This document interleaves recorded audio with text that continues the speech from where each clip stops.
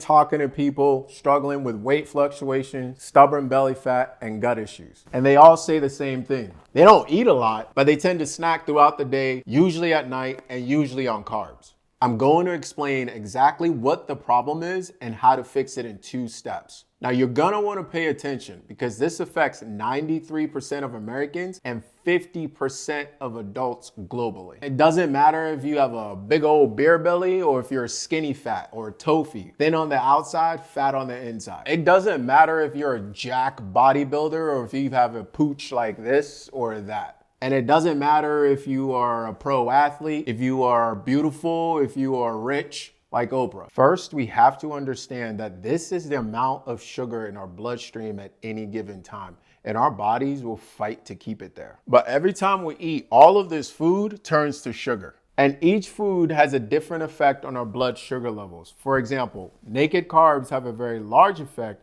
where proteins have a small effect. So a cup of white rice turns into this much sugar. But if this is all we have in our bloodstream, where does all the excess sugar go? So this is our liver, this is our muscle, and this is our body fat. When we eat, our blood sugar level spikes and the body releases insulin. That insulin allows us to store the excess sugar in our liver, in our muscles, and the rest in our body fat. Once that blood sugar drops, insulin also starts to drop and allows us to access the stored energy in our liver, in our muscles, and in our body fat. The problem is we're snacking all day and usually with overrated snacks. So our blood sugar level stays high, our insulin level stays high, and we continue to store sugar in our liver, in our muscles, and in our body fat.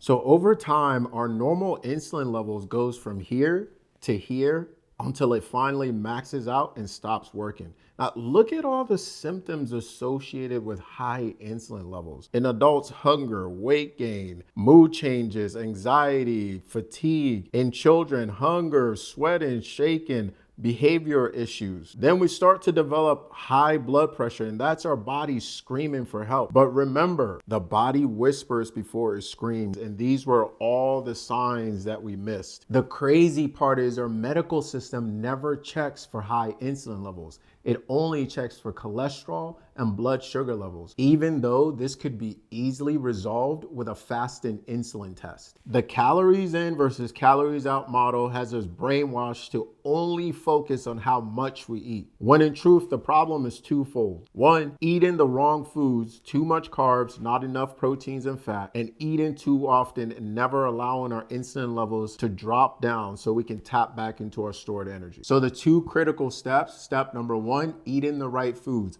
More protein, more fat, and less carbohydrates, especially naked carbs with no fiber. Step 2 is eating less often. There's no such thing as a good, healthy snack. Here's a bonus for you. If we include resistance training, then optimize our lifestyle around walking, stress, sleep, hydration, sun, grounding, now we're really cooking with fish grease. Lyle Deliver says, make sure you grab my cheat sheet, subscribe to my channel, and DM me on Instagram to get you started.